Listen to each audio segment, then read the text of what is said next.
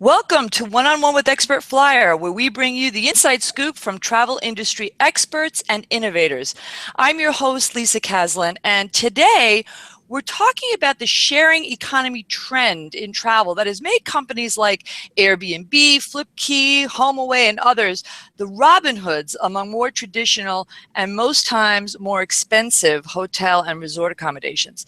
Our guest today is Rob Stevens. He's the co-founder of Avalara MyLodgeTax, and they're a leading provider of tax compliance solutions for the vacation and rental industry. Good morning, Rob. Good morning. Thanks for having me. You're welcome. So our viewers may be asking, why are we listening to an accountant on a travel show? And we're going to get to that in a minute. But before we do that, I think there's, a lot of conversation about the opportunities associated with this very cool peer-to-peer vacation rental market. I wanted you to just kind of give a little bit of an overview of what that's all about and why it's become so popular lately. Sure. So we've been I personally and my company has been in the vacation rental space since really 2003, 2004. And those were the very early days, and we've just seen, massive changes. So, I mean, what's happened is technology and the internet has really kind of empowered people, where now you can list your second home, your primary home, your apartment, your extra bedroom. You can list this, your property on the internet on several different websites, and you can reach a global travel audience. So it's very, very powerful. And I think the other thing we don't talk about so much is travelers love this type of accommodation. And that's really why this is growing so rapidly, because yes, technology is kind of opening up the marketplace, but travelers are really gravitating to this, whatever you want to call it, second home, vacation rental, sharing. It's become a very, very popular travel option and growing very, very rapidly. So, it's the intersection of technology and kind of consumer demand that's creating a very interesting opportunity for a lot of people. Yeah, I agree. I read Inc. magazine did an article. It was several months ago, but still it bears repeating, and the numbers just blew me away. According to the article, they said that Airbnb has now more than 800,000 listings, which means it has surpassed Hilton Worldwide and Intercontinental Hotels in terms of the amount of rooms that they offer. That's an incredible achievement in such a short time. Yeah, it really is unbelievable, and that's just one kind of new entrant with Airbnb. I mean, there's VRBO and HomeAway, Flipkey. There's new people entering the market almost daily, and it's just a testimony to, like I said before, it's a very popular option, and these websites have made it very, very simple to connect with people and do this. Yeah. Okay. So we all know many times a good thing doesn't last because the government usually likes to take their piece of the action. So there was some news a week or so ago, and your office contacted me about it, and I thought it was interesting and worthy of exploration, that talked about some of the changes, not overwhelming, because I think, Paris was already taxing tourists, but now I guess it's going to be more automated. But I think, you might have other feelings in terms of this could be, a harbinger for something else down the road, and particularly with folks that are here in the U.S. taking advantage of Airbnb. So talk a little bit about those changes and what do you think it might mean for us? Sure.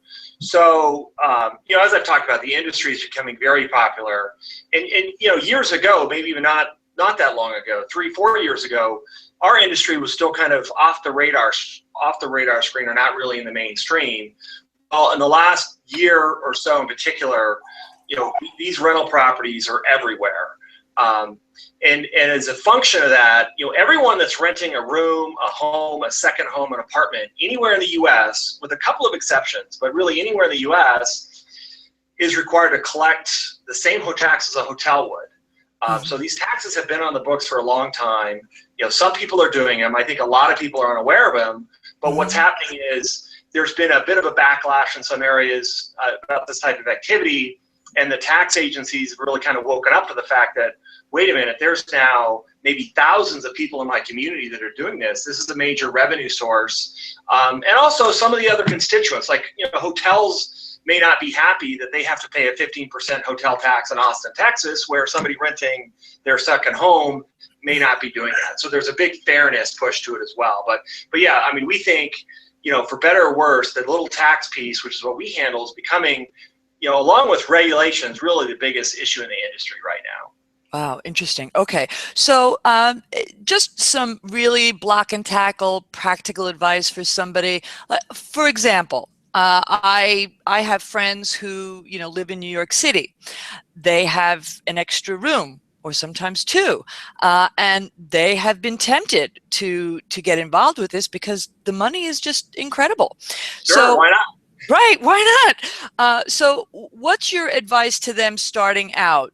What do they need to know that may not be obvious when they first sign on with one of these internet sites to start doing this? Right. I mean, the large internet sites are going to make attracting travelers easy. They're going to help you collect money or collect money for you. They're going to make a lot of that rental process very easy and do a lot of the heavy lifting. Now, there is, as I said, anytime you're renting a property, you're triggering basically hotel taxes or occupancy taxes. So that's something you need to look into. In New York, we file taxes for a lot of people in New York City, even though there's a so-called ban on this in New York. So, it's important for people to be compliant. I think right now in the marketplace, there's a lot of fear. People are afraid to approach a city and register and pay the tax because they're going to be concerned that they're going to be shut down. And we're really not seeing that. I mean, I think it's really important that people pay the tax, one, so they don't get caught down the road and then have a liability.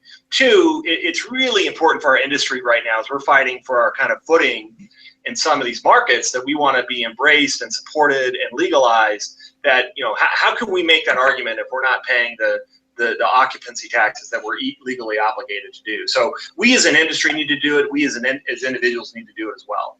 Okay, but it still goes back to the question of if I sign on now to Flipkey, Airbnb, name one, and I decide, okay, I have a room, I want to rent it. Is there some kind of notation, warning, disclaimer that says, you need to be paying taxes and file this with blah, blah, blah, blah, blah, blah, blah, or no? You're kind of now the megaphone to let people know that, hey, you've got to do this. Right. That's a great question.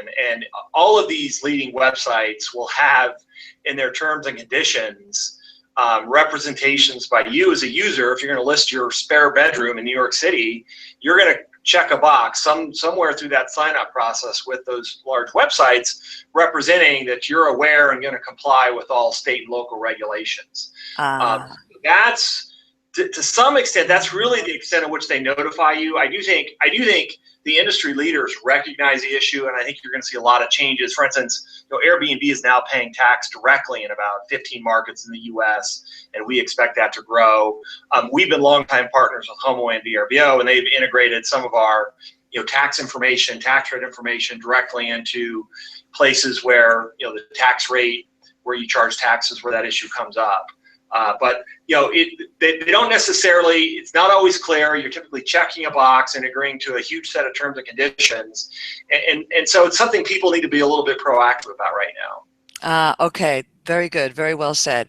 A double-edged sword, because if it's not technically legal in a market like New York, well, I can understand why people don't want to open up the kimono and let anybody know. So I guess there's still some gray areas. So what do you think what's the future hold for this? Is it going to hold strong? Is it going to survive, or are the legal magicians going to come in and make it go away? Yeah, that's a fascinating question. We could probably sit down in a room with a bunch of people and reflect on that. But I personally am a huge optimist for the industry. I mean, we've been doing this for over 10 years, and we never contemplated websites with over 1 million listings like, HomeAway and Airbnb. But I'm a huge optimist. I think we will figure this out over the next several years. I think generally the industry will find a way to survive and exist in these markets. There are going to be places, and there already are places that are banning and shutting it down. But I think that's unsustainable. I think ultimately where culturally we are headed in the sharing economy and how popular this is, again, I'm an optimist. I think the market will overcome these issues. And I think these are issues that all new industries at one time or another bump up against. Mm-hmm. And I think we collectively are going to figure it out. And I think we're in the early stages. It may take 2 years, 3 years, 4 years, 5 years, but I think it's just too popular. There's too many people doing this. This will be largely supported and embraced, I think, over time. Okay, the people have spoken. Exactly. The most important thing. Okay, well, listen, Rob, it has been a pleasure talking to you. Great education, and just give a shout out to your website so we know where to check you out. What's your website? Right. So again, what we do is we automate and handle all these taxes and licenses that you need anywhere in the U.S. And we are starting to look at Europe and move in that direction. But our website is MyLodgeTax.com. So that's www.my, lodge is in lodging, and then tax is self-explanatory. So MyLodgeTax.com. Okay, thank you again, Rob, and we look forward to having you back sometime when some other cool changes occur in this market. Yeah, I think there's going to be a lot going on for the next several years. Thanks for having me. Super. Bye-bye.